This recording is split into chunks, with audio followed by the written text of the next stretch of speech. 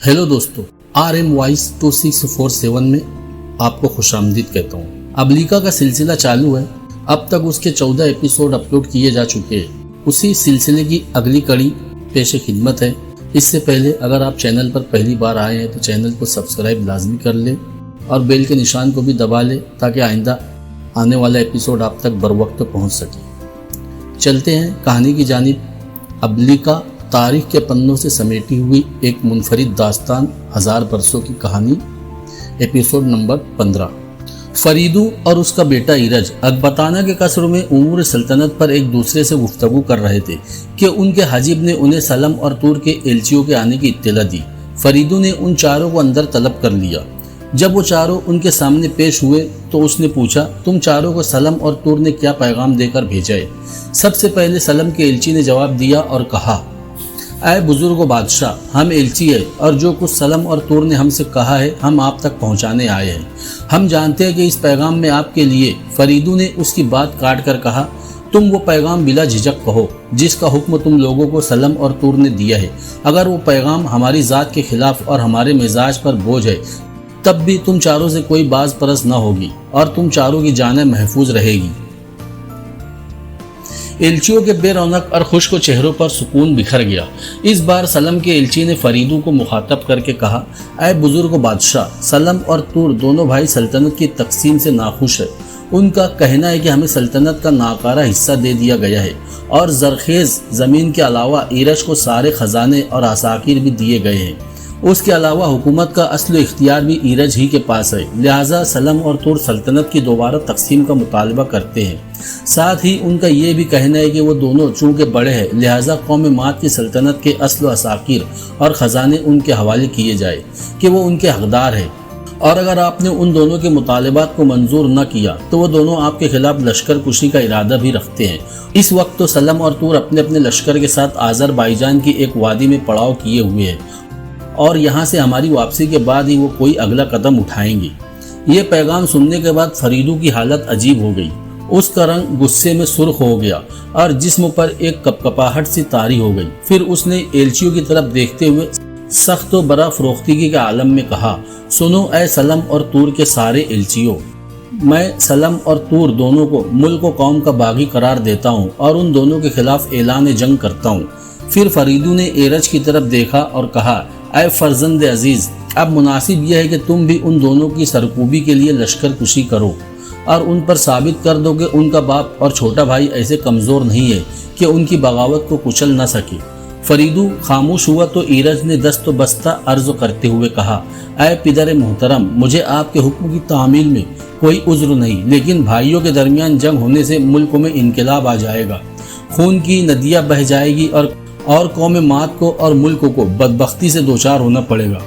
सलम और तूर मेरे बड़े भाई है और उनको हर हाल में मुझ पर फौकियत हासिल है। इसलिए अगर इजाज़त हो तो मैं आज़रबाईजान जाकर अपने भाइयों से मिलूं, उनके लिए कीमती तोहफ़े लेकर जाऊं, उनकी दिलजोई करूं और वो बदगुमानी जो उनके दिलों में पैदा हो गई है वो साफ करके उनके साथ तजदीद अहद कर लूं। फरीदू ने गो ईरज के इस मशवरे के खिलाफ मसलहत समझा, लेकिन ईरज से चूँकि उसे बेपनाह मोहब्बत थी लिहाजा उसने ऐसा करने की इजाज़त दे दी।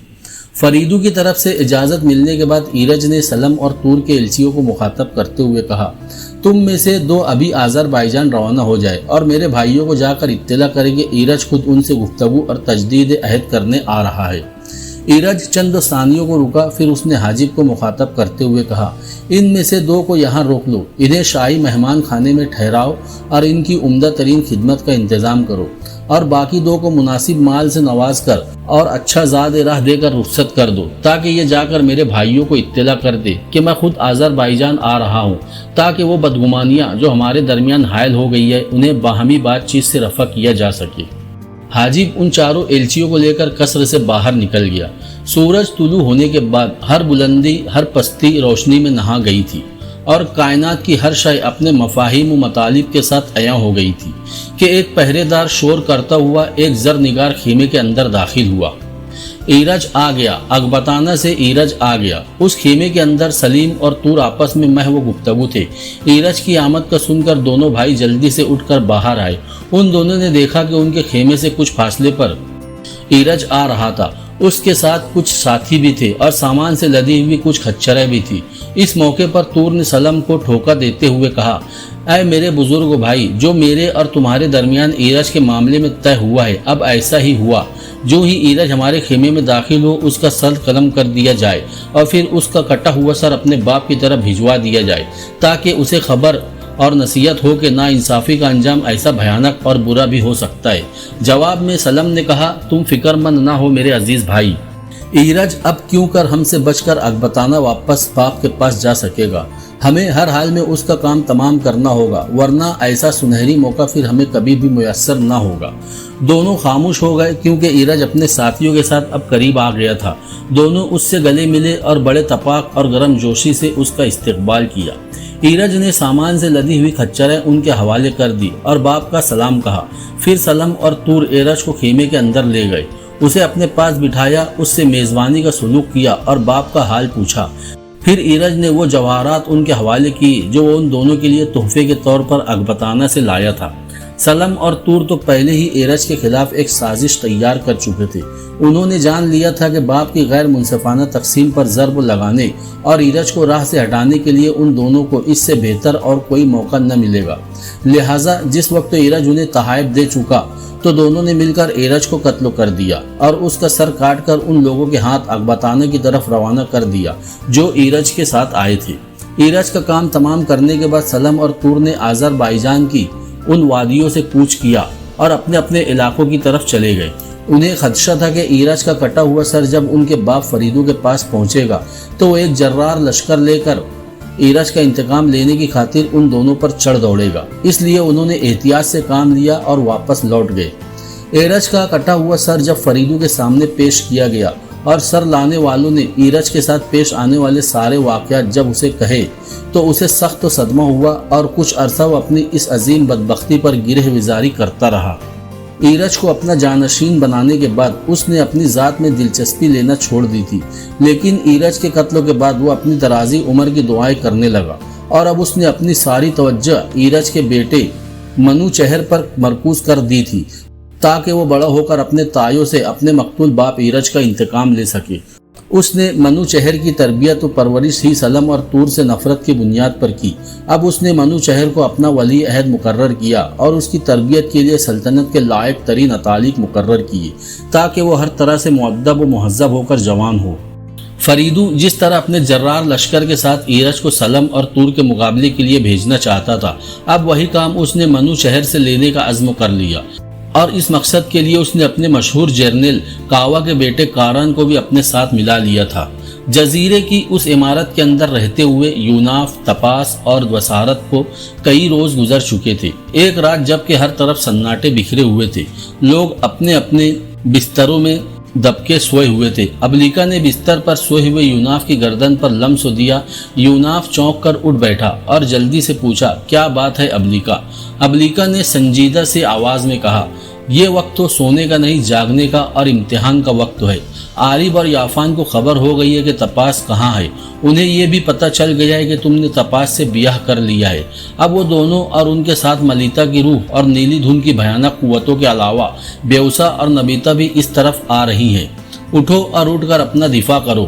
اس وقت تو وہ دریا عبور کر رہے ہیں، ذرا اٹھ کر ان کے آنے کا منظر تو دیکھو۔ یونا فوراً اٹھ کر بھاگا اور دریا کے سیم تو کھلنے والی کھڑکی کی طرف آیا۔ اس نے باہر دیکھا، رات گہری چاندنی تھی۔ ٹھنڈ گہرے نیلے آسمان پر چاند ستارے پوری آب و تاب سے چمک رہے تھے۔ دریا کے اندر نیلی دھن پھیلی صاف دکھائی دے رہی تھی جو لمحہ بہ لمحہ جزیرے کی اس عمارت کے قریب ہوتی جا رہی تھی، اور اس کے پیچھے ہیولوں کی صورت میں یافان، عارب، بیوسا اور نبیتا بھی آ رہے تھے۔ اس وقت دریا کی حالت ایسی تھی جیسے وقت کی بھٹکتی ارواح نوحہ گر رہنے کے بعد ابھی ابھی خاموش ہوئی ہو۔ یوناف بھاگ کر باہر نکلا۔ دریا کنارے اس نے گیلی مٹی اٹھائی، اس پر اپنا کوئی عمل کیا اور پھر اس مٹی کا ایک گولا بنا کر اس نے ایک کپڑے میں باندھ لیا، اور پھر مٹی کے اس عمل کیے ہوئے گولے کو اس نے مضبوطی سے ہاتھ میں پکڑ لیا۔ پھر اس نے تپاس اور دسارت کو بھی جگا دیا اور تیزی سے ان سے کہا، اٹھ جاؤ اور جلدی کرو۔ याफान और आरिफ दोनों अपनी इब्लीसी कुव्वतों के साथ हम पर हमला आवर हो रहे हैं। उनके साथ बेवसा और नबीता भी है और थोड़ी देर तक वो सब यहाँ इस इमारत में पहुँचने वाले हैं। तपास और दसारत फौरन अपने बिस्तरों से उठ खड़े हुए और यूनाफ के करीब आकर तपास ने उससे पूछा, याफान और आरिफ कहाँ है? आपने उन्हें कहाँ और किस जगह देखा है? जवाब में यूनाफ ने कहा, इस खिड़की में से दरिया की तरफ देखो। याफान की नीली धुन की कुव्वतें इसी तरफ आ रही है। उनकी रफ्तार को इतनी तेज नहीं, लेकिन वो जल्द ही पहुंच जाएंगे। और इस धुन के पीछे देखो, ह्वेले की सूरत में याफान, आरिफ, बेवसा और नबीता भी आ रहे हैं। तपास ने जल्दी से खिड़की में देखा। नीली धुन वाकई अब करीब आ गई थी। तपास किसी रद्द अमल का इजहार करना ही चाहती थी कि उसके कानों में यूनाफ की आवाज़ पड़ी, तपास तुम भागकर उस तरफ आओ। तपास भागती हुई जब वहां आई तो यूनाफ ने अपनी तलवार निकालकर उस पर अपना कोई अमल किया। फिर तपास और दसारत को कमरे के अंदर एक जगह खड़ा करके उसने तलवार से उन दोनों के गिर्द एक हिसार बनाया और कहा, हालात कुछ भी हो जाए, तुम दोनों इस हिसार से बाहर ना आना, और अगर ऐसा करोगे तो ज़बरदस्त नुकसान उठाओगे। तपास और दसारत खामोशी से उस हिसार के अंदर खड़े हो गए। दोनों सहमे हुए और खौफजदा थे। अचानक यूनाफ की निगाह कमरे के अंदर घूमती फिरती 3 बिल्लियों पर पड़ी।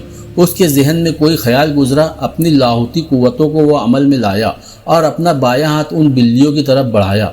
तीनों बिल्लियां जहां थी वहीं रुक गई। दसारत और तपास बड़ी हैरत और परेशानी से यूनाफ की तरफ देख रहे थे। यूनाफ बिल्लियों के करीब आया। पहले उसने बिल्लियों के सारे जिस्म पर हाथ फेरकर उसने कोई अमल किया। फिर दूसरा अमल उसने उनके सर पर किया और जब उसके दोनों अमल खत्म हो गए तो बिल्लियां ऐसे अंदाज में यूनाफ की तरफ देखने लगी जैसे उसकी तरफ से वो किसी हुक्म की मुंतजिर हो। इस मौके पर अब्लिका ने फिर यूनाफ की गर्दन पर लम्स दिया और तौसीफी अंदाज में कहा, यूनाफ मैं तुम्हारी जहानत की दाद देती हूँ। मैं जान गई हूँ कि तुम इन बिल्लियों से क्या काम लोगे। बहरहाल ये एक अच्छा और कामयाब तरीन इकदाम होगा, लेकिन मेरे हबीब क्या ही अच्छा हो कि मिट्टी का जो गोला याफान की शैतानी कुव्वतों के लिए तुम्हारे हाथ में है, ऐसा ही गोला किसी नागाहानी सूरत हाल के लिए और तैयार कर लो। पर जल्दी करो, वो अब किनारे के पास आ गए हैं। यूनाफ ने तेजी से कहा, ऐ मेरी अजीज तुम फिक्रमंद ना हो। मेरा ये अमल सिर्फ मिट्टी के गोले पर ही काम नहीं करता, ये काम मैं किसी पत्थर और ढेले से भी ले सकता हूँ। सुनो अब्लिका, जरा मुस्तैद रहना। इस बार हमारा मुकाबला 6 कुव्वतों से है। एक मलीता की रूह, दूसरे शैतानी कुव्वतें और फिर याफान और आरिफ के अलावा नबीता और बेवसा भी है। और तुम जानो कि ये दोनों भी अनगिनत कुव्वतों की मालिक है। वैसे इस बार मैं मलीता की रूह के खिलाफ भी तुम्हारी मदद करूंगा। आरिफ, बेवसा और नबीता को तो मैं फिलफौर मसरूफ कर लूंगा ताकि वो फौरी तौर पर कोई अमली कदम न उठा सके। तुम मलीता की रूह से उलझने के साथ साथ तपास दसारत की सलामती पर भी निगाह रखना। अब्लिका ने कहा, तुम फिक्रमंद ना हो, मैं तुम्हारी ख्वाहिश के ऐन मुताबिक तुम्हारे दुश्मनों पर ज़र्ब लगाऊंगी। और सुनो यूनाफ, अब कमरे से बाहर निकलो। वो लोग किनारे पर आ गए हैं, वो इधर ही का रुख कर रहे हैं। आगे आगे मलीता की रूह है, उसके पीछे मलीता के बाद नीली धुन की कुव्वतें हैं और इस धुन के बाद याफान, आरिफ, बेवसा और नबीता है। यूना फौरन कमरे से बाहर निकला और किनारे की तरफ बढ़ा। अंधेरे में अचानक उसका हाथ एक पत्थर पर पड़ा। उसने झुककर देखा, वहाँ 3-4 पत्थर पड़े हुए थे। वो सब उसने उठा लिए। फिर आगे बढ़ा। जिन बिल्लियों पर उसने अमल किया था वो भी उसके साथ चल रही थी। इस मौके पर यूनाफ ने पुकारा, अब्लिका, तपास और दसारत का ध्यान रखना, मैं मलीता की रूह और नीली धुन के खिलाफ हरकत में आ रहा हूँ। जवाब में अब्लिका ने कहा, जिस जगह तुम खड़े हो क्या मैं यहाँ तुम्हारे गिर्द हिसार बना दूँ? यूनाफ ने कहा, नहीं, इसकी ज़रूरत नहीं है। इस बार मैं इंतहा पसंद होकर उनसे निपटूंगा। मैं एक जगह रुकूंगा नहीं, बल्कि मुझे इधर उधर होकर उन सब पर ज़रबें लगानी होंगी। लिहाजा तुम्हारा हिसार बेकार हो जाएगा। और फिर इस बार यूनाफ इतना कहते कहते खामोश हो गया, क्योंकि मलीता की रूह अरगवानी रोशनी देती हुई करीब आ गई थी। उसके पीछे नीली धुन थी। यूनाफ ने हाथ में पकड़ा हुआ मिट्टी का गोला याफान की उस नीली धुन के अंदर दे मारा। फिजा में हौलनाक आवाज़ें उभरी, ऐसी आवाज़ें जैसे सावन भादों के बिखरे हुए बादल पुरजोश होकर चिंगाड़ उठे हो। कोहिस्तान अदम के नीले बादलों जैसी वो धुन धुनकी जाने वाली रूई की तरफ मुस्तरिफ और मुंतशिर होने लगी थी। नीली धुन की यह हालत देखकर मलीता की रूह एक लम्हे को ठिठक कर रुकी। उसी लम्हे यूनाफ ने वो पत्थर उसे दे मारा जिस पर उसने अपना अमल किया था।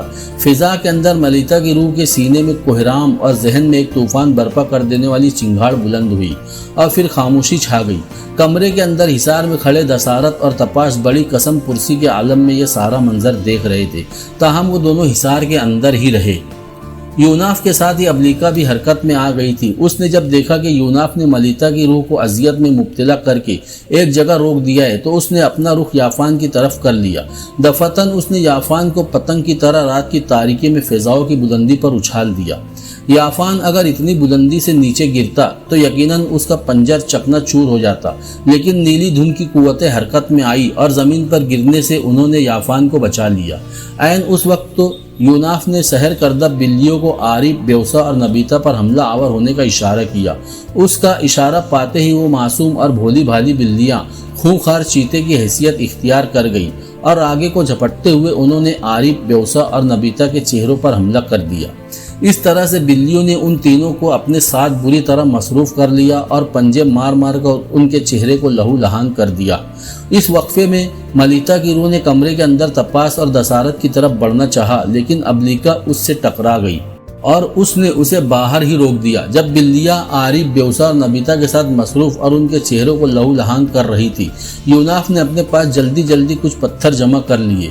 फिर वो पत्थर उठा उठाकर उसने जोर और कुव्वत से आरिफ, बेवसा और नबीता को मारने शुरू किए कि वो तीनों चीखें मारते हुए वहां से भाग लिए। जजीरे के ऋषि भी अब अपनी अपनी कोठरियों से निकलकर हैरत, ताज्जुब और परेशानी के साथ ये मंजर देख रहे थे। आरिफ, बेवसा और नबीता तीनों भागकर दरिया में उतर गए। उनकी देखा देखी याफान और उसकी नीली धुन भी दरिया में उतर गई। ऐसे में यूनाफ मलिता की रूह की तरफ बढ़ा जो अभी तक अबलीका से उलझी हुई थी। मलिता की रूह ने जब देखा कि याफान, आरिफ, बेवसा और नबीता भागकर दरिया में उतर गए हैं और यूनाफ उस पर ज़र्ब लगाने को आ रहा है तो वहां से गायब हो गई। यूनाफ भी भागकर दरिया के किनारे उस जगह आया जहां थोड़े ही फासले पर पानी के अंदर नीली धुन ठहरी हुई थी और उसके करीब ही अपनी सिर्री कुव्वतों को हरकत में लाकर याफान, आरिफ, बेवसा और नबीता पानी पर मुअल्लक थे।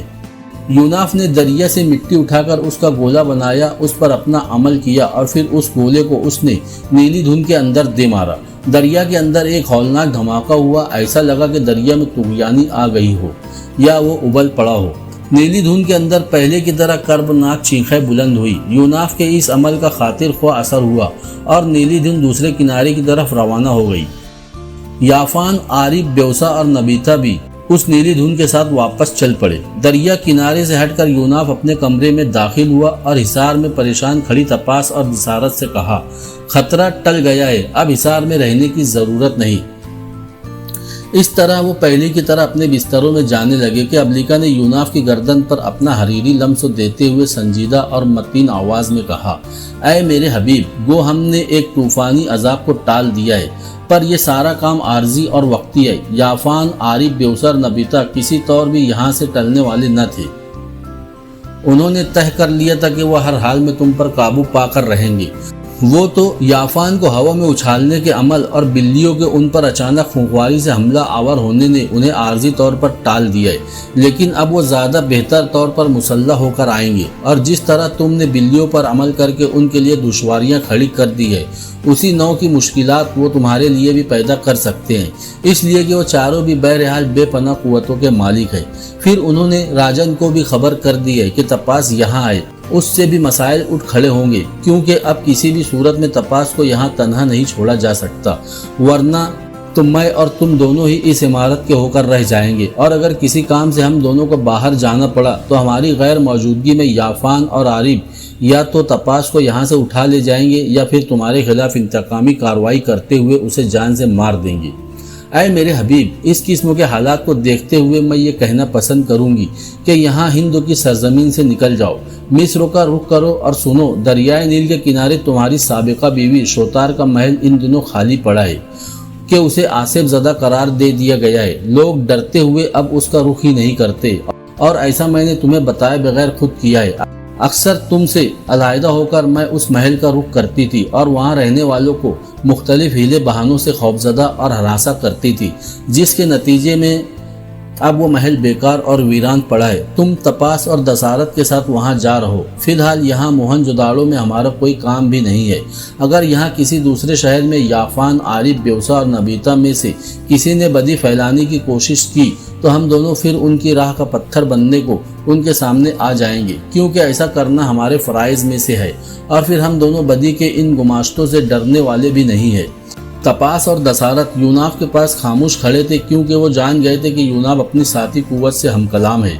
जब अबलीका खामोश हुई तो यूनाफ ने जवाब में कहा, अय अबलीका, तुम्हारा कहना दुरुस्त तो है, हम जरूर यहाँ से कूच कर जाएंगे, पर मैं इस सरजमीन को छोड़ने से पहले याफान पर एक कारी ज़र्ब लगाना चाहता हूँ, और वो यूं कि मैं याफान को मलिता की उस बदरू से महरूम कर देना चाहता हूँ। क्या तुम्हारे पास उसका कोई तरीका है या मैं खुद ही उसका कोई हल तलाश करूँ, क्योंकि हर बार वो तुम्हारे साथ उलझ कर तुम्हें मफलूज करने की कोशिश करती है और ये मेरे लिए दुख और तकलीफ का बाइस है। अबलीका ने कहा, अय मेरे हबीब, गोह मलिता की रूह मेरे लिए किसी मुसीबत और अजियत का बाइस नहीं बन सकती, लेकिन उसके बावजूद उसकी तरफ से मेरे लिए जो फिक्रमंदी और तकलीफ का इजहार तुमने किया है उसके लिए मैं तुम्हारी ममनून हूँ। सुनो यूनाफ, मलिता की रूह को याफान से अलहदा करने का तरीका यह है कि याफान के कमरे में छत के साथ जो मलिता की खोपड़ी लटक रही है, उस खोपड़ी में एक रेशमी कपड़े की गांठ भी खोपड़ी के साथ बंधी हुई है, जिसके अंदर एक कपड़े का टुकड़ा है। उस पर वो अमल तहरीर है जिसकी वजह से मलिता की रूह याफान की मुतियो फरमा बरदार रहती है, और अगर उस अमल को वहां से निकाल कर दरिया में बहा दिया जाए और मलिता की खोपड़ी के टुकड़े टुकड़े कर दिए जाए तो फिर मलिता की रूह का याफान से कोई ताल्लुक न रहेगा, वो आज़ाद हो जाएगी और उसकी फरमा बरदार न रहेगी। हाँ सुनो यूनाफ, मलिता की वो खोपड़ी टुकड़े टुकड़े करना ज़रूरी है, वरना उस खोपड़ी की मदद से याफान फिर मलिता की रूह को अपना मामूल और एहतियात गुजार बना लेगा। यूनाफ ने पुरसुकून लहजे में कहा, तो आए अबलीका, ये काम मैं आज ही रात को करूंगा और आज रात मैं दसारत और तपास के साथ यहाँ से कूच कर जाऊंगा और दरियाए नील के किनारे बिल्कुल तुम्हारी ख्वाहिश के मुताबिक मैं शोतार के महल में जा रहूंगा। अबलीका ने मुस्कुराती गुनगुनाती आवाज में कहा, जरूर जरूर ऐसा मुमकिन है। मैं याफान, आरिफ, बेवसा और नबीता पर निगाह रखती हूँ और मौका मुनासिब हुआ तो मैं तुम्हें इत्तला करूंगी और तुम फौरन उसकी तकमील कर लेना। उसके साथ ही वो यूनाफ से अलहदा हो गई। जब यूनाफ फारिग होकर तपास और दसारत की तरफ मुतवज्जह हुआ तो तपास ने यूनाफ से फिक्रमंदी के साथ पूछा, आप और आपकी उस नदीदा मारवाई कुव्वत के दरमियान मौजूदा हालात पर क्या फैसला हुआ है? यूनाफ अपने बिस्तर पर बैठ गया और कहा, फैसला ये हुआ है कि हम तीनों आज रात ही यहाँ से मिस्र कूच कर जाएंगे। वहाँ दरियाए नील के किनारे मेरा अपना महल है जहाँ हम तीनों रहेंगे। ऐ दसारत और तपास, तुम फिक्रमंद ना हो। शायद तुम ये सोचकर परेशान हो जाओ कि तुम्हें एक तवील और कठिन सफ़र की सौबतें बर्दाश्त तो करना पड़ेगी, पर ऐसा ना होगा। ये कुव्वत जो मेरे साथ है, उसके अलावा भी मेरे पास और बहुत सी शहरी और सिर्रील और लाहौती कुव्वतें हैं। मैं उन्हीं कुव्वतों को हरकत में लाऊंगा और हम पलक झपकते में यहाँ से मिस्र की सरजमीन में दाखिल होकर नील के किनारे अपने महल में पहुँच जाएंगे। तपास ने अपनी चाहतों को आवाज़ में समेटते हुए कहा, आप हमारे मुतालिक फिक्रमंद ना हो। कम अज़ कम मैं तो आपके साथ सफ़र करते हुए कठिन और दुश्वार तरीन मनाजिल तय करते हुए भी खुश और सुकून महसूस करूंगी। यूनाफ ने कहा, तपास, मैं तुम्हारे जज्बे की कद्र करता हूँ। अगर ऐसा है तो सुनो, अब हमारे लिए सोने का वक्त तो नहीं है कि आज रात ही मैंने यहाँ से दरियाए नील की तरफ कूच कर जाना है। अबलीका इस वक्त तो याफान और उसके साथियों की तरफ गई है और वापस आकर मुझे बताएगी कि उन पर हाथ डालने का कौन सा मौका अच्छा है, क्योंकि याफान के कब्जे में एक बदरू है जो मेरे लिए दुश्वारी और मेरे काम करने वाली मेरी कुव्वत के लिए अजियत का बाइस बनती है। मैं मिस्र रवाना होने से पहले उसको याफान से अलहदा कर देना चाहता हूँ ताकि आइंदा के लिए वो उससे काम न ले सके और ना ही किसी तौर पर हमारे खिलाफ हरकत में ला सके। तपास ने फिक्रमंदी से पूछा, इस काम में आपको कोई खतरा तो नहीं? यूनाफ ने कहा, बिल्कुल कोई खतरा नहीं है, और फिर मेरी हिमायत में काम करने वाली कुव्वत भी तो मेरे साथ ही है। तपास अब कुछ मुतमईन हो गई। उसके बाद वो तीनों वक्त गुजारने के लिए आइंदा के लाए अमल पर गुफ्तगू करने लगी। दरियाए सिंध के उस जजीरे में यूनाफ और अबलीका के हाथों पुष्पा होने के बाद याफान, आरिफ, बेवसा और नबीता आरिफ के कमरे में जमा हुए اور یافان نے کسی قدر غصیلی آواز میں ان تینوں کو مخاطب کرتے ہوئے کہا، یوناف کے مقابلے میں تم لوگوں نے پسپا ہونے میں یقیناً جلد و بازی سے کام لیا ہے۔ اگر تم وہاں ثابت قدمی کا مظاہرہ کرتے اور وہاں کچھ دیر اور رک جاتے تو ہم سب مل کر یوناف کو ایک نہ ختم ہونے والے کرب اور صعوبت میں مبتلا کر دیتے۔ اور پھر میں حیران ہوں کہ تم لوگوں نے وہاں یوناف کے خلاف کوئی جوابی کارروائی نہ کی اور دریا میں اترتے ہوئے پسپا ہو گئی۔ آخر تم تینوں کے پاس بھی تو یوناف کی طرح فوق البشر اور غیر معمولی قوتیں ہیں، پھر کیوں نہ تم لوگوں نے اپنی ان گنت قوتوں کو اس کے خلاف استعمال کیا؟ اگر تم ایسا کرتے تو یقیناً ہم کامیاب رہتے، اس لیے کہ وہاں ہم تینوں کے علاوہ ملیتا کی روح اور نیلی دھن کی قوتیں بھی تھی، جبکہ یوناف ہمارے مقابلے میں اکیلا تھا، یا زیادہ سے زیادہ وہ روح تھی جس کا عام طور پر ملیتا کی روح سے ٹکراؤ ہوتا ہے۔ اگر ہم 6 قوتیں وہاں مختلف سمتوں اور جہتوں سے یوناف پر حملہ آور ہوتے تو یوناف اپنی اس مددگار روح کی اعانت کے باوجود ہماری گرفت میں آنے سے نہ بچ سکتا۔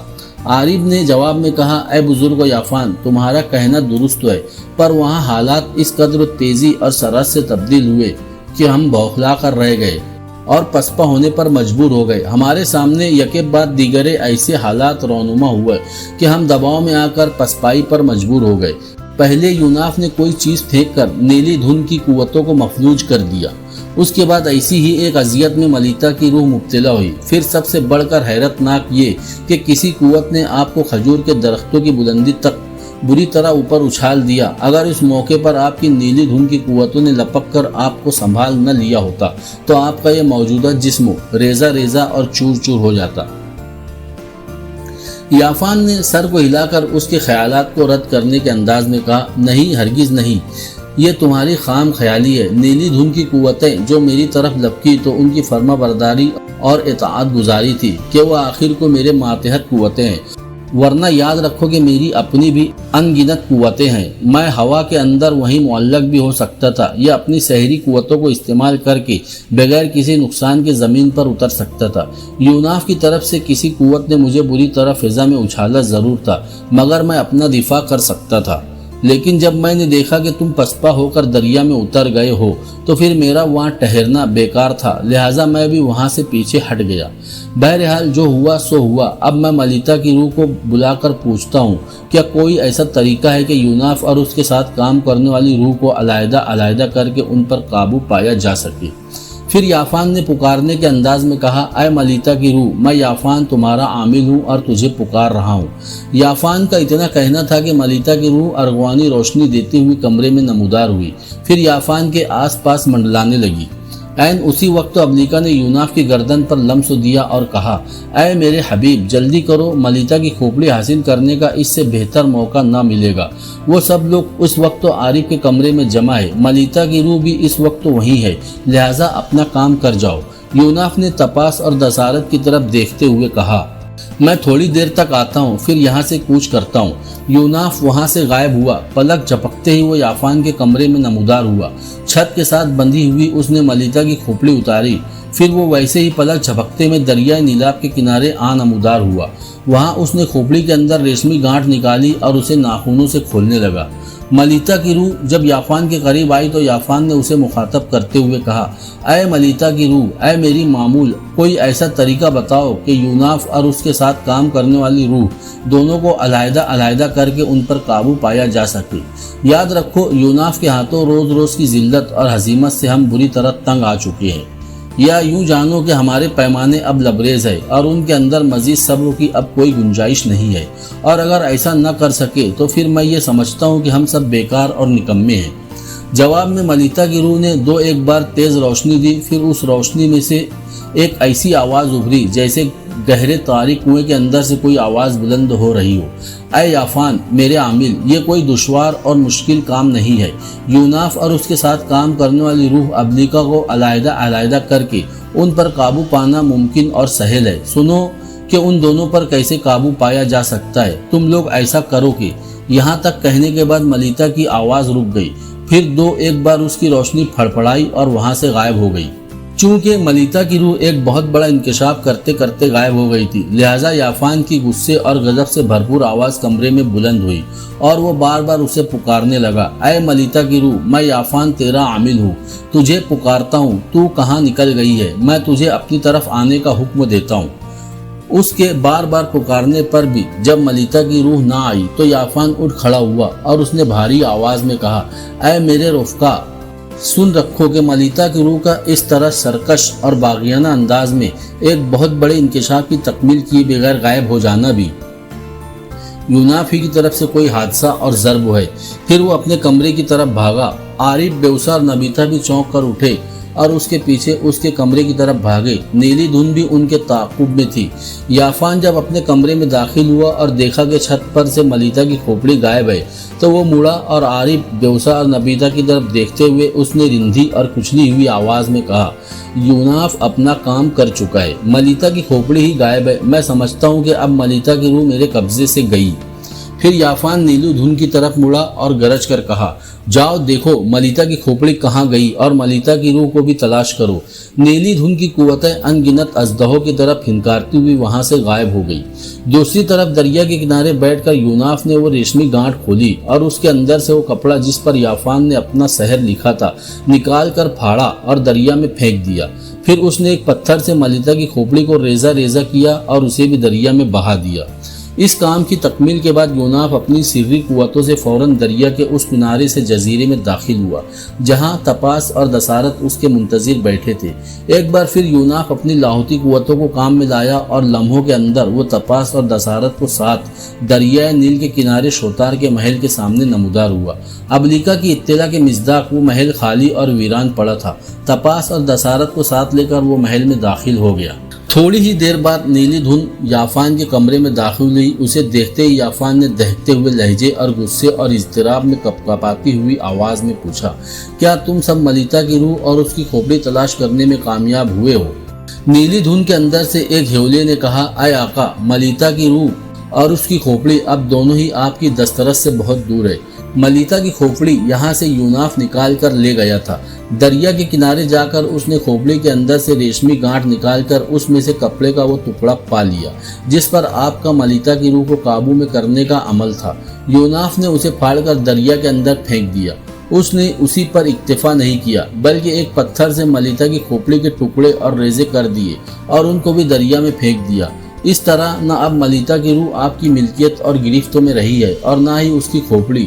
جس وقت تو ملیتا کی روح یوناف اور اس کی مددگار روح کو علیحدہ علیحدہ کر کے قابو میں کرنے کا انکشاف کرنے والی تھی، اسی وقت تو یوناف نے آپ کا عمل پھاڑ کر دریا میں پھینک دیا۔ اسی وقت تو ملیتا کی روح آپ کی تسخیر سے آزاد ہو گئی اور آزاد ہوتے ہی وہ اپنے انکشاف کو ادھورا چھوڑ کر فرار اور غائب ہو گئی۔ اے آقا، آپ کے لیے ایک اور خبر یہ ہے کہ ہم نے یوناف کو جزیرے میں بھی دیکھا۔ وہ تپاس اور دسارت کے ساتھ یہاں سے کہیں اور چلا گیا ہے۔ کہاں گیا ہے اب تک ہم کو معلوم نہیں ہو سکا۔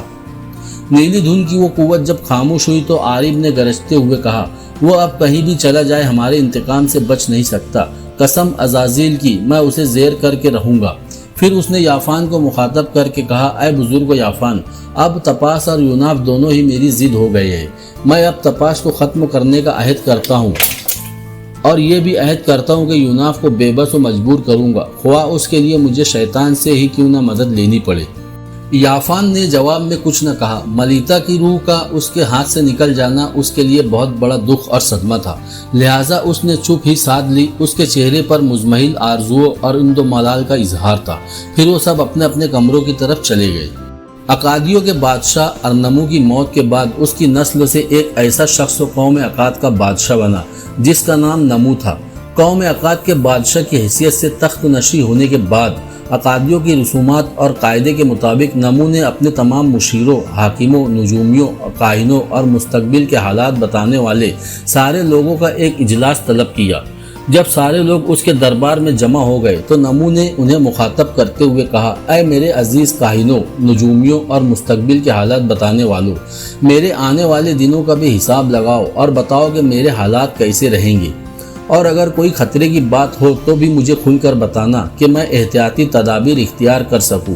مجھے امید ہے کہ تمہارے حسابات، اندازے اور تخمیے میرے لیے سود مند ثابت ہوں گے اور میں ان پر عمل کر کے قوم عقاد کے اندر ایک مثالی اور توصیفی حکومت کی داغ بیل ڈال سکوں گا۔ اپنا حساب لگاؤ اور پھر اپنے حساب آذر یعنی بڑے پجاری کو پیش کرو تاکہ میں یہ اندازہ لگاؤں کہ میرے آنے والے دن کیسے ہوں گے۔ جو پجاری اس وقت تو بادشاہ کے قصر میں حاضر تھے ان میں حضرت ابراہیم کا باپ آذر بھی بیٹھا ہوا تھا۔ پجاری اور کاہن کافی دیر تک اپنی جگہ پر بیٹھے حساب لگاتے رہے۔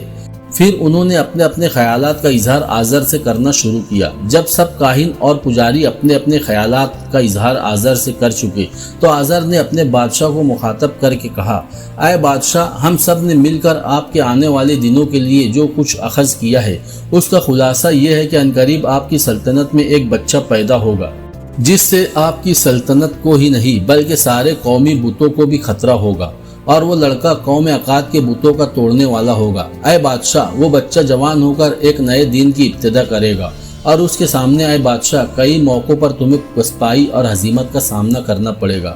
اے بادشاہ، ہمارا یہ بیان ختم ہوا جو ہم سب پجاریوں اور کاہنوں نے مل کر اخذ کیا ہے، اور اے بادشاہ یہ بچہ زیادہ سے زیادہ 1-2 سال میں ہی پیدا ہونے والا ہے۔ ار کے بادشاہ نمو نے بڑے پجاری کے یہ الفاظ سننے کے بعد چند لمحوں تک اپنی گردن جھکائے رکھی۔ وہ تکلیف و سوچوں اور گہرے اضطراب میں ڈوبا ہوا لگتا تھا۔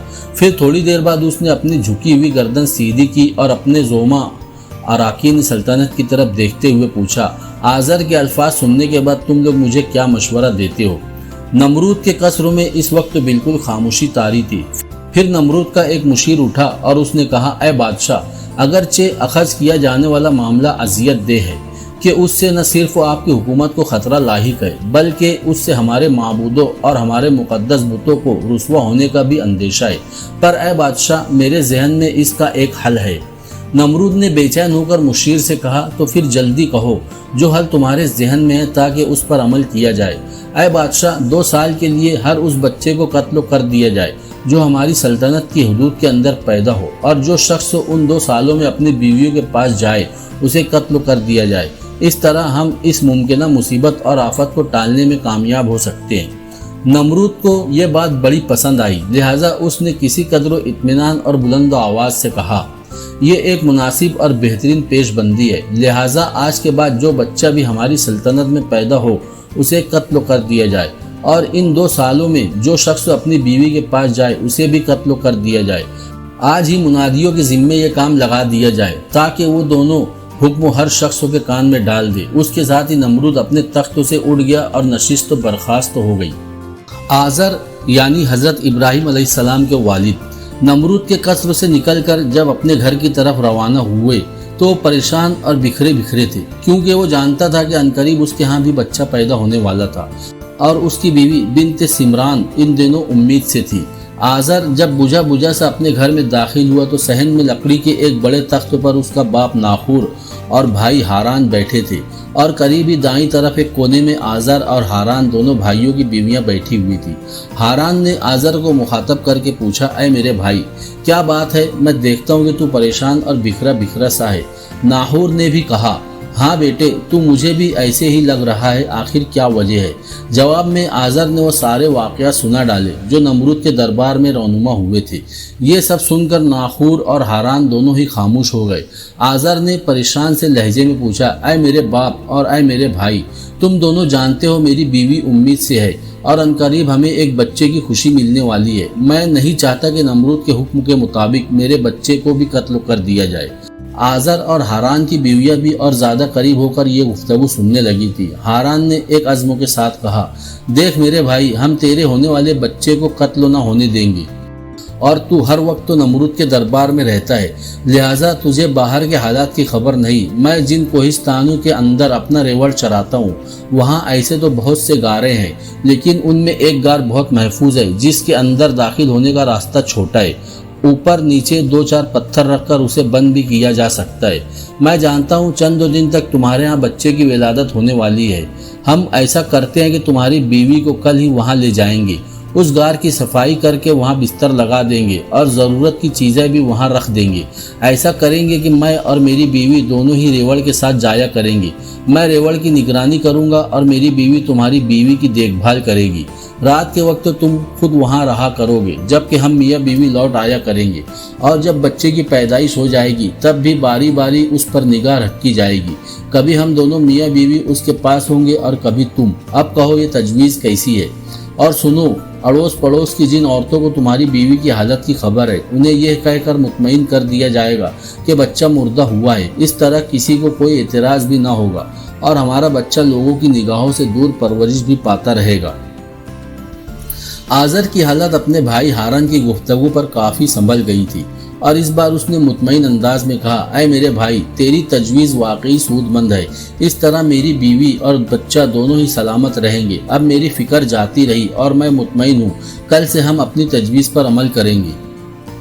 غرض دوسرے دن آزر کی بیوی سمران کو غار میں لے جایا گیا جہاں حضرت ابراہیم کی پیدائش ہوئی۔ اس طرح اپنے باپ، ماں، چچا اور چچی کی نگرانی میں اسی غار کے اندر آپ کی پرورش ہوتی رہی اور آپ تیزی سے بڑھتے چلے گئے۔ اب چونکہ نمرود کی طرف سے بچوں کے قتلوں کا اندیشہ ختم ہو گیا تھا، لہٰذا آزر کے ہاں حضرت ابراہیم کے بعد 2 اور بھائی پیدا ہوئے۔ ایک کا نام چچا کی نسبت سے ہاران اور دوسرے کا نام دادا کی نسبت سے ناہور رکھا گیا۔ دوسری طرف آزر کے بھائی ہاران کے ہاں 2 لڑکیاں پیدا ہوئی، ایک سارا اور دوسری ملکہ۔ اسی غار کے اندر حضرت ابراہیم کی پرورش ہوتی رہی۔ خداوند کریم کی طرف سے بھی آپ کی نگرانی اور حفاظت کا انتظام تھا۔ جب گھر والوں میں سے کوئی فرد آپ کے پاس نہ ہوتا تو جبرائیل علیہ السلام آپ کی دیکھ بھال کرتے اور آپ کی انگلی آپ کے منہ میں ڈال دیتے اور اس انگلی میں سے بحکم خداوندی دودھ جاری ہو جاتا اور آپ اسے چوستے رہتے۔ غرض اسی غار کے اندر آپ عام بڑھوتری کی رفتار سے پہلے جوان ہو گئے اور اس غار میں رہنے کی وجہ سے آپ نے کبھی سورج، چاند، ستاروں اور دیگر چیزوں کو نہ دیکھا تھا۔ آخر جب یہ خطرہ ٹل گیا کہ شک کی بنا پر کوئی یہ اندازہ نہ کر سکے کہ یہ جوان بچوں کے قتل کیے جانے والے سالوں میں پیدا ہوا تھا، تو آپ کے والد آزر آپ کو اپنے ساتھ ایک روز شام کے وقت اس غار سے نکال کر گھر لے گئے۔ گھر کی طرف جاتے ہوئے آپ جو بھی جانور دیکھتے اپنے باپ آزر سے اس کے متعلق سوال کرتے اور جواب میں آزر بتاتا کہ یہ اونٹ ہے، یہ گائے ہے اور یہ بکری ہے۔ بہرحال آپ کو اپنے گھر لایا گیا۔ اسی دوران آپ کے دادا ناہور فوت ہو چکے۔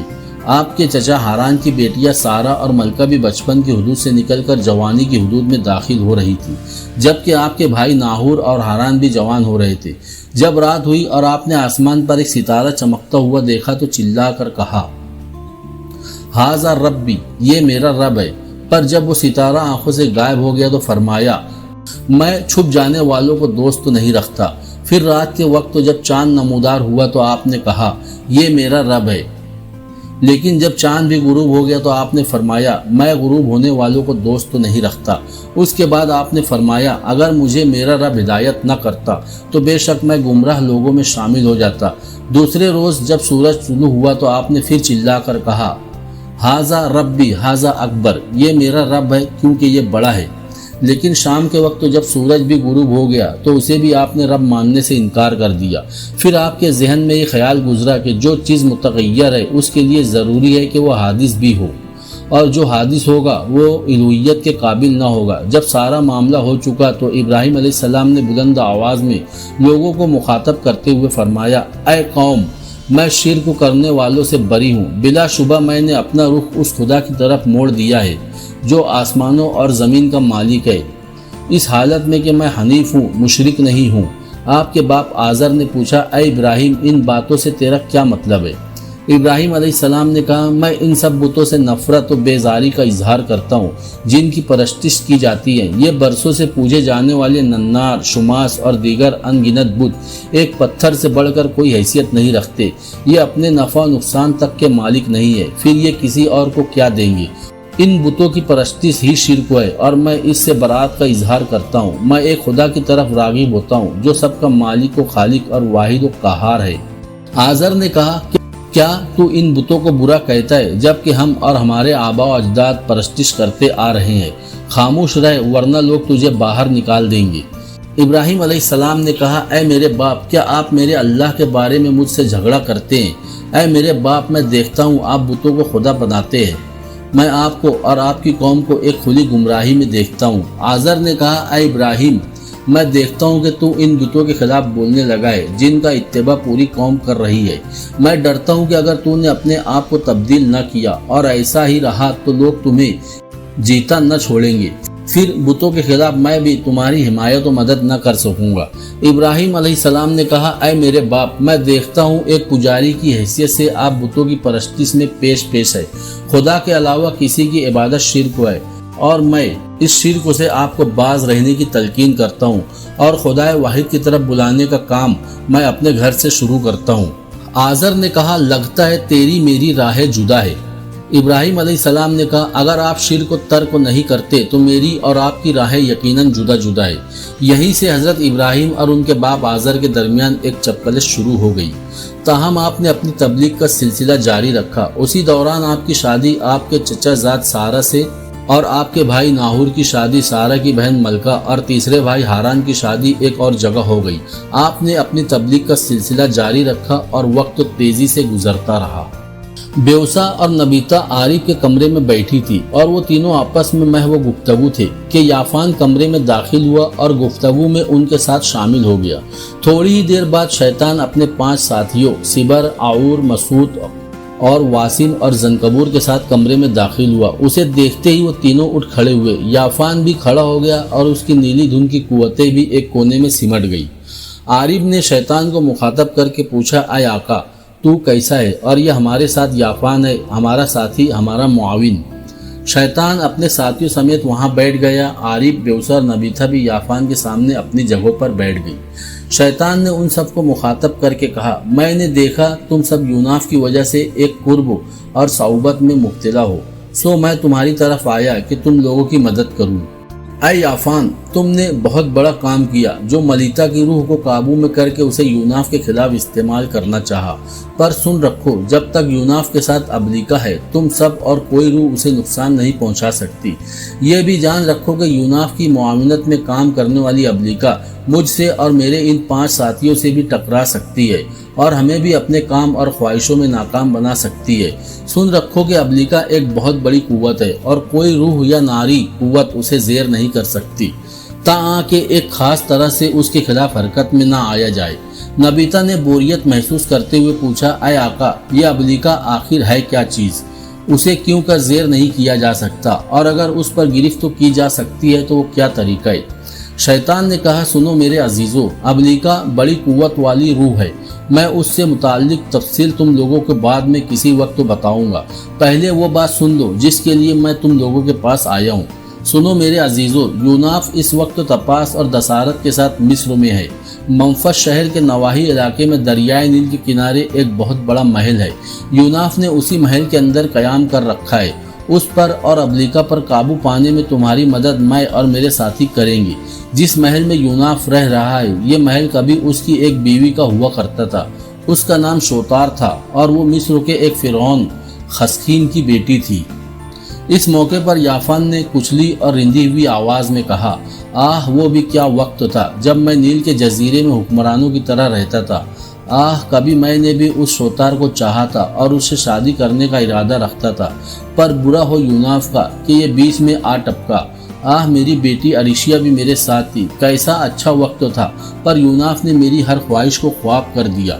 याफान खामोश हुआ तो शैतान ने फिर कहना शुरू किया, याफान, तुम फिक्रमंद ना हो, हम यूनाफ से तुम्हारा भी इंतकाम लेंगे। अब तुम लोग गौर से सुनो, हम सब लोग यहाँ से मिस्र की तरफ कूच करेंगे। मेरे साथी वहाँ एक ऐसे मकान का बंदोबस्त कर चुके हैं जो दरियाए नील के किनारे उस महल के करीब ही है जिसमें यूनाफ, तपास और दसारत रह रहे हैं। उस मकान में रहते हुए तुम लोग यूनाफ पर निगाह रखना और फिर मुनासिब मौका देखकर उस पर काबू पा लेना।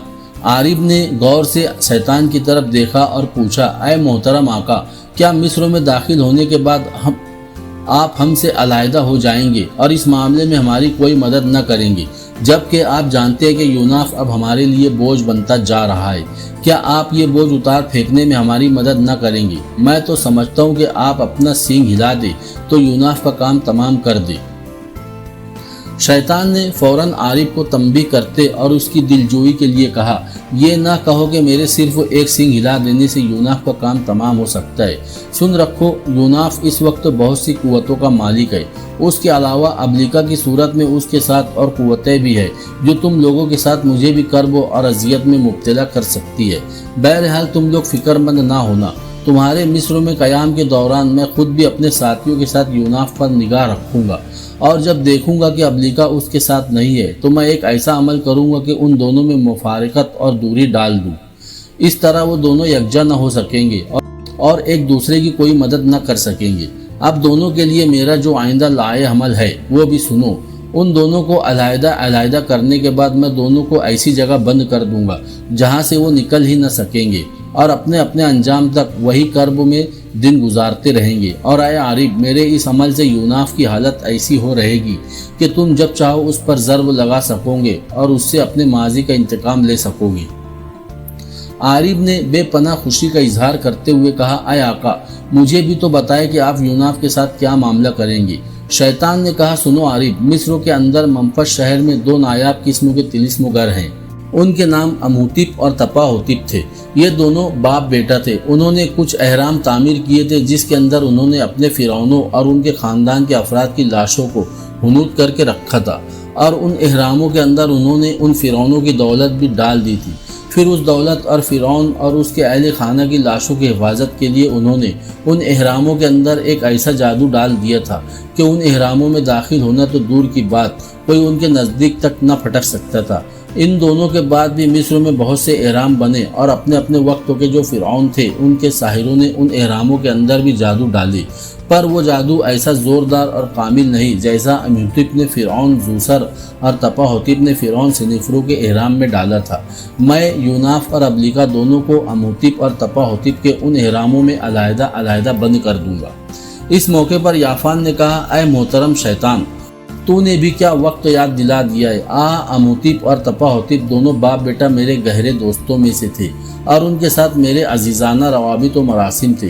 वो दोनों बाप बेटा ही नायाब साहिर थे, पर अय शैतान, उन एहरामों के अंदर दाखिल ही नहीं हुआ जा सकता जब तक कि उस तिलिस्म को तोड़ा न जाए। और सुन, उस तिलिस्म को तोड़ने का फन सिर्फ दो शख्स ही जानते थे और वो अमूतिप और तपाहोतिप थे और वो मर चुके हैं। तो अब कौन उस तिलिस्म को तोड़ेगा। अमूतिप और तपाहोतिप को मुझ पर यही बरतरी थी कि मैं यह तिलिस्म डालना और तोड़ना न जानता था, जबकि उन दोनों बाप बेटे पर नीली धुन की कुव्वतों पर काबू पाने की मुझे बरतरी थी। मैंने उन दोनों से इस तिलिस्म का राज जानना चाहा। जवाब में उन दोनों ने मुझसे नीली धुन का राज जानने की ख्वाहिश जाहिर की, जिस पर मैंने इनकार कर दिया। काश मैं ऐसा न करता तो आज मैं उस तिलिस्म के जानने वाला होता। वक्त तो कैसा बदतरीन दुश्मन है कि गुजरे हालात पर सिवाय तासुब और दुख के और कुछ देकर नहीं जाता। शैतान ने कहा, अय याफान, ये तिलिस्म मैं खुद तोड़ूंगा और तुम जानते होंगे कि मैं ऐसे सारे उलूम और अफ़आल का उस्ताद हूँ और फिर तुम्हारी इत्तलात भी दुरुस्त तो नहीं है। याफान, उस तिलिस्म को डालना और तोड़ना या मुअत्तल करना सिर्फ अमूतिप और तपाहोतिप ही न जानते थे, बल्कि रा देवता की बड़ी पुजारन कोलम भी उस तिलिस्म को डालना और मुअत्तल करना जानती थी। और यूनाफ चूँकि कोलम के पास रहता रहा है, लिहाजा ये शहर यूनाफ ने भी उससे सीख लिया था। अब यूँ कहो कि मेरे अलावा अब यूनाफ भी उस तिलिस्म का राजदा है। और सुनो, पुजारन कोलम बज़ाहिर तुमसे और अरीशिया से दबी दबी रहती थी और तुम दोनों की बेइंतहा इज्जत करती थी, पर अय याफान, कोलम अंदर ही अंदर तुम बाप बेटी से नफरत करती थी और हर वक्त तुम दोनों की तबाही के मुतालिक सोचती रहती थी। और जब उसे यूनाफ जैसा बाहिम्मत और बेशकीमत जवान मुयस्सर आ गया तो उसने उसे हर उस शहर से आरास्ता कर दिया जो वो जानती थी। उसकी ख्वाहिश थी कि वो किसी तरह तुम दोनों बाप बेटी को ज़ेर और शिकस्त खुर्दा देखे और उसकी ये ख्वाहिश पूरी हो गई। यूनाफ उसकी उम्मीदों पर पूरा उतरा और उसने तुम दोनों का खात्मा कर दिया और अब तुम एक भयानक रूप में हरकत करने पर मजबूर हो।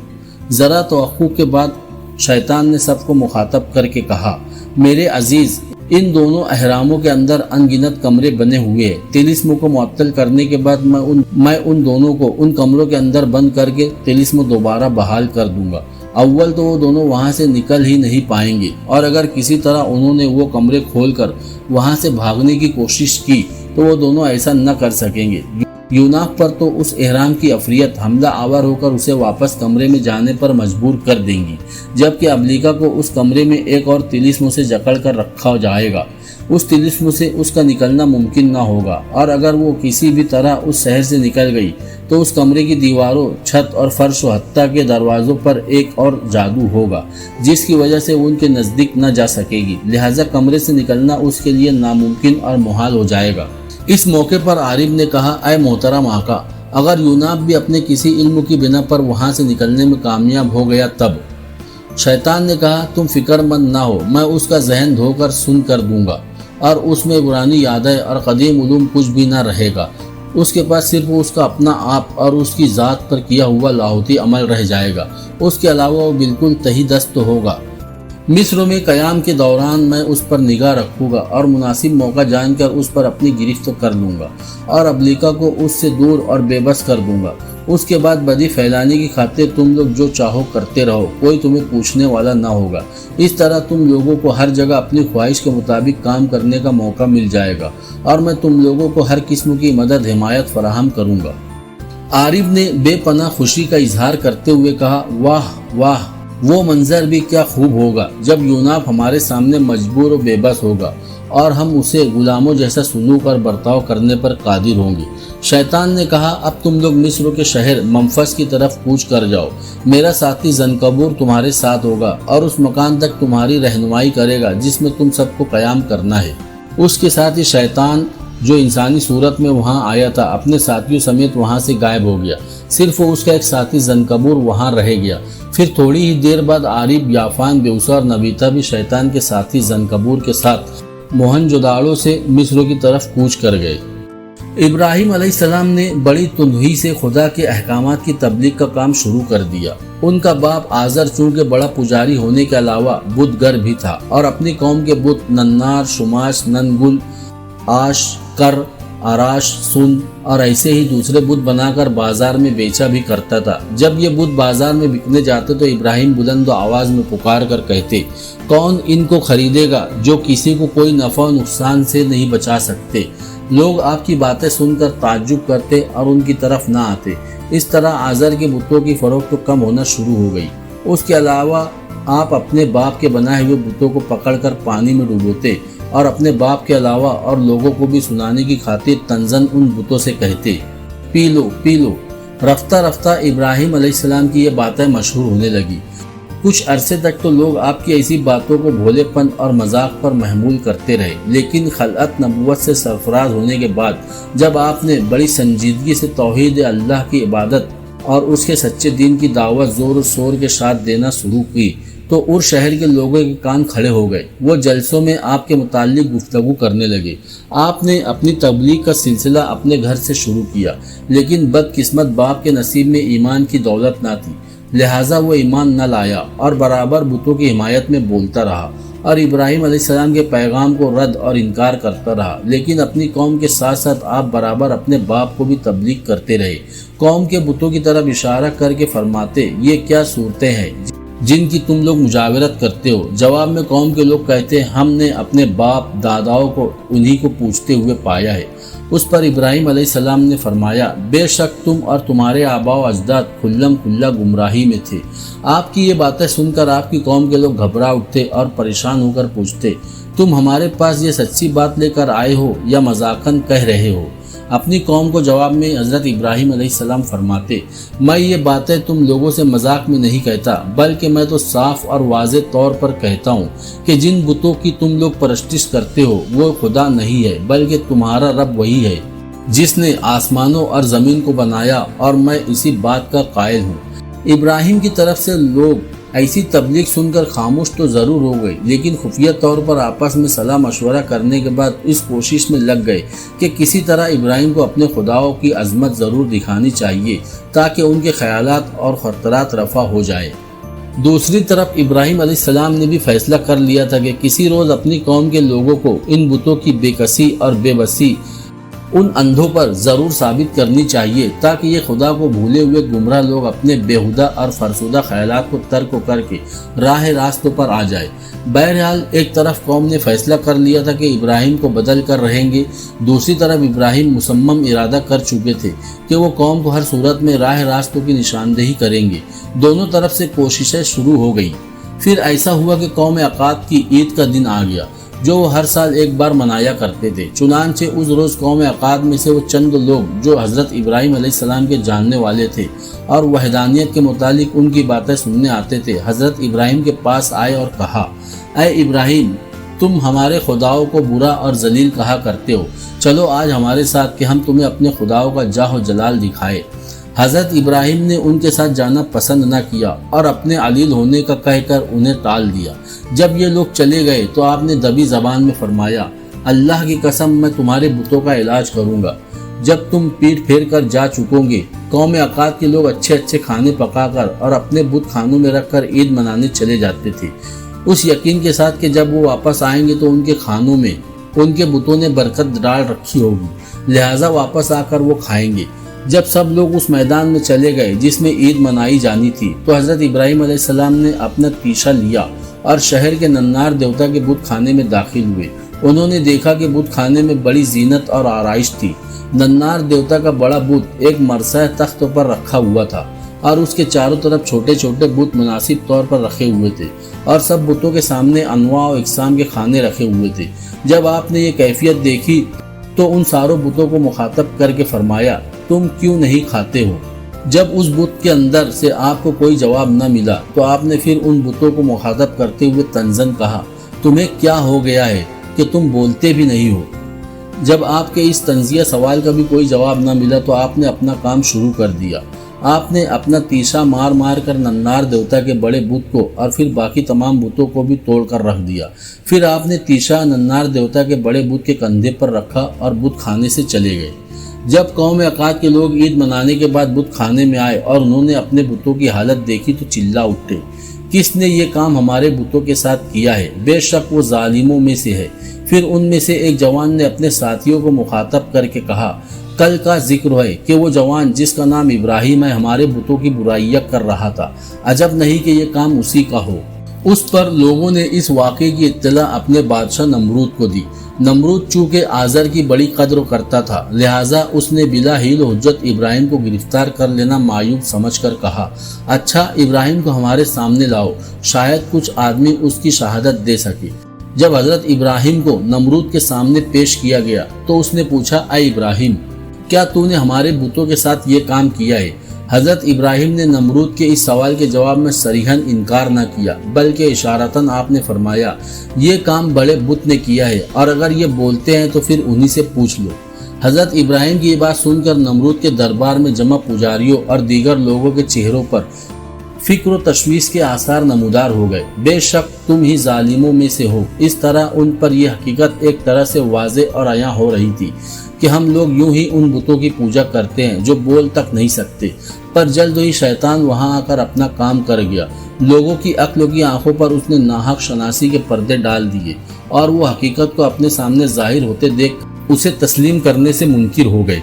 हज़रत इब्राहिम से मुखातब होकर उन्होंने कहा, बेशक तुमको ये इल्म है कि ये बोलते नहीं है, इसीलिए तो इन बुतों से दरियाफ्त तो करने को कह रहे हो। देखो इब्राहिम, सच बताओ ये काम किसका है? उन लोगों के जवाब में हज़रत इब्राहिम ने फरमाया, क्या फिर तुम अल्लाह के सिवा इन बुतों की इबादत करते हो जो तुम्हें कोई नफ़ा नुकसान पहुँचाने पर कादिर नहीं? तुम पर तुफ है। तुम लोग क्यों अल्लाह को छोड़कर इनकी इबादत करते हो? क्या तुम लोग अक्ल नहीं रखते? जब उनसे हज़रत इब्राहिम अलैहिस्सलाम के उन सवालों का जवाब न बन पड़ा तो नमरूद ने हज़रत इब्राहिम को मुखातब करके पूछा, क्या तुमने अपने उस रब को देखा है जिसकी इबादत करते हो? तुम्हारा वो रब कौन है जिसकी तरफ तुम लोगों को बुलाते हो? हज़रत इब्राहिम अलैहिस्सलाम ने कहा, मेरा रब वो है जो जिंदा करता है और मारता है। नमरूद ने कहा, यह कोई मुश्किल काम नहीं, ये तो मैं खुद भी करता हूँ। फिर नमरूद ने चिल्लाकर कहा, हीज़न को बुलाओ, उसके अलावा जंदान से 2 ऐसे कैदियों को मेरे सामने लाओ जो वाजिबुल कत्ल करार दिए जा चुके हो। थोड़ी ही देर बाद नमरूद के हरकारे जंदान से ऐसे 2 कैदी ले आए जिन्हें उनके जराइम की वजह से कत्ल किए जाने की सजा दी जा चुकी थी। اور ان کے ساتھ ہی نمرود کا جلاد ہیزن بھی دربار میں آ گیا۔ نمرود نے ہیزن سے کہا، ان 2 قیدیوں میں سے ایک کو قتل کر دو اور دوسرے کو چھوڑ دو۔ ہیزن نے آگے بڑھ کر ایک تلوار ماری اور ایک کا سر قلم کر دیا، دوسرے کو اس نے جانے دیا۔ پھر نمرود نے حضرت ابراہیم کی طرف دیکھ کر کہا، اے ابراہیم، تو نے دیکھا میں نے کیسے ایک کو مارا اور دوسرے کو زندہ کیا، اس لحاظ سے میں ہی مارنے اور زندہ کرنے والا ہوں۔ تمہارے رب میں مجھ سے کوئی زائد صفت نہیں ہے، اب وہ بات کہو جو تمہارے رب میں ہو لیکن مجھ میں نہ ہو۔ حضرت ابراہیم نے کہا، بے شک اللہ سورج کو مشرق سے طلوع کرتا ہے، پس تو اسے مغرب سے نکال۔ چونکہ یہ کام نمرود کے لیے ممکن نہ تھا، اس لیے بڑا شرمندہ ہوا، اور جب کوئی جواب نہ بن پڑا تو اپنی خفت مٹانے کے لیے اس نے حضرت ابراہیم علیہ السلام سے کہہ دیا، چلے جاؤ، میں اپنے مشیروں سے صلاح مشورہ کر کے تمہارے متعلق کوئی فیصلہ کروں گا۔ حضرت ابراہیم نمرود کے دربار سے باہر نکل گئے۔ آپ جب نمرود کے دربار سے نکلے تو وہاں پریشانی کے عالم میں آپ کی بیوی سارہ، بھائی ناہور، اس کی بیوی ملکہ اور حضرت ابراہیم کے مرحوم بھائی ہاران کے بیٹے لوط کھڑے تھے۔ حضرت ابراہیم کو دیکھتے ہی وہ بھاگ کر ان کی طرف لپکے اور پریشانی اور دکھ بھری ملی جلی آواز میں سارہ نے حضرت ابراہیم سے پوچھا، ان ظالموں نے آپ کے ساتھ کیا معاملہ کیا ہے؟ حضرت ابراہیم نے جواب میں کہا، جو کچھ انہوں نے مجھ سے پوچھا میں نے کہہ دیا، اب وہ میرے معاملے کا فیصلہ آپس میں صلاح مشورہ کر کے کریں گے اور بعد میں مجھے اس کی اطلاع دیں گے۔ سارہ غم کے مارے خاموش ہو گئی۔ اس بار ناہور نے پوچھا، اے میرے بھائی، تم اپنے لیے نمرود کی طرف سے کوئی خطرہ تو محسوس نہیں کرتے؟ حضرت ابراہیم نے بڑے اطمینان سے کہا، میرا رب ہی بہتر جانتا ہے کہ کیا ہونے والا ہے۔ جس وقت تو یہ سب نمرود کے محل کے باہر کھڑے حضرت ابراہیم سے باتیں کر رہے تھے، اس وقت تو محل کے اندر نمرود نے اپنے پجاریوں اور مشیروں سے پوچھا، تم لوگوں کا کیا خیال ہے؟ ہمیں آزر کے بیٹے ابراہیم سے کیا سلوک کرنا چاہیے؟ ان پجاریوں میں آزر خود بھی موجود تھا۔ نمرود کے سوال پر ایک پجاری نے فوراً اٹھ کر ابراہیم کے بارے میں کہا، ابراہیم ابھی زیادہ دور نہ گیا ہوگا، آپ اپنے جلاد ہیزن کو اس کے پیچھے روانہ کرے کہ یہ ابراہیم کا سر قلم کر کے لے آئے۔ ایک اور پجاری نے اٹھ کر مشورہ دیا کہ ابراہیم کو شہر بدر کر دیا جائے، اس طرح اس پر جب صعوبتوں اور دکھوں کے پہاڑ ٹوٹیں گے تو وہ خود ہی راہ راستوں پر آ جائے گا اور ہمارے بتوں کو برا بھلا کہنا چھوڑ دے گا۔ ایک اور پجاری نے اپنی رائے کا اظہار کرتے ہوئے کہا، میرا مشورہ ہے کہ ایک بہت بڑی آگ روشن کی جائے اور ابراہیم کو منجنیق کے ذریعے اس آگ کے اندر پھینک دیا جائے، اس طرح ہمارے بتوں کے خلاف اٹھ کھڑا ہونے والا یہ فتنہ خود بخود ختم ہو جائے گا۔ ایک اور پجاری اٹھا، اس بار غصے سے اس نے اپنے قریب بیٹھے آزر کی طرف دیکھا، پھر زہر اگلتے ہوئے کہا، اے بادشاہ، میں یقین سے کہتا ہوں کہ ابراہیم وہی ہے جس کی پیدائش سے متعلق سارے پجاریوں اور کاہنوں نے متفقہ طور پر کہا تھا کہ ایک بچے کی وجہ سے اس سلطنت اور اس کے بتوں کو خطرہ آئے گا۔ یہ آزر کی غلطی ہے کہ اس نے ابراہیم کی پیدائش کو خفیہ رکھا اور اب ابراہیم جوان ہو کر اس سلطنت کے لیے مصائب کا پیش خیمہ ثابت ہو رہا ہے۔ آزر کو یقیناً اپنے اس بچے کی پیدائش کو ظاہر کرنا چاہیے تھا۔ اس معاملے کو خفیہ رکھ کر اس نے جرم کیا ہے، لہٰذا اسے اس کے جرم کی سزا ضرور ملنی چاہیے۔ نمرود نے آزر کو گھورتے ہوئے کہا، اے آزر، تو واقعی مجرم ہے، تو نے کیوں ابراہیم کی پیدائش کو اخفا میں رکھا؟ میں تجھے تیری گزشتہ خدمات کے عوض کوئی بڑی سزا نہیں دیتا، تیرے لیے یہی کافی ہے کہ تو اڑ کر یہاں سے چلا جا، آج کے بعد تیرا اس قصر سے کوئی تعلق نہیں۔ ساتھ ہی نمرود نے اپنے جلاد کو مخاطب کر کے کہا، اے ہیزن، تم ابھی ابراہیم کے پیچھے جاؤ اور اس کا سر کاٹ کر ہمارے پاس لے آؤ۔ سارہ، ملکہ، ناہور اور ابراہیم بھی ابھی تک نمرود کے قصر سے باہر محو گفتگو تھے۔